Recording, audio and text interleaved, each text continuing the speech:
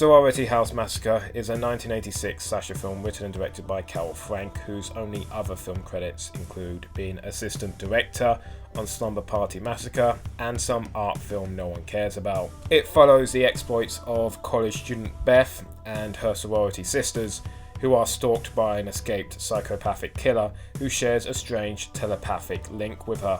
Described by American Gen Noir Film Archive co-founder Joey Zayemba as one of the coolest slashers about nothing that has ever been made, and I couldn't agree more, Sorority House Massacre forgoes plot and gimmicks for mood and, at times, deeply evocative and nightmarish imagery. However, this isn't a grim and depressing obscurity such as Don't Go in the House, despite the description I just gave you. Sorority House Massacre is filled with friendly convos, a lively cast, and the kind of perfect pacing you could only expect from a Roger Corman production.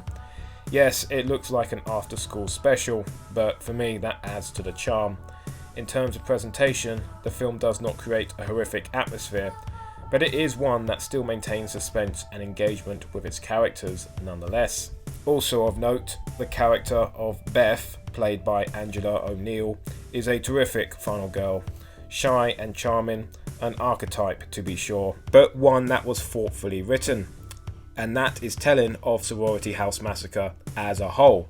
It is an obvious setup, and the broad notes had been played many times before in slashers, but the film really comes to life in the small details. An example of such is the cast chemistry given a candid nature to the obligatory late 80s montage, given this otherwise tired trope the kind of John Hughes romanticism that made it so popular in the first place. Plus, with tits. The film is a product of its time in the best way possible. In conclusion, Sorority House Massacre is fringe Hollywood filmmaking at its best, with economic storytelling and purposeful minimalist camera work.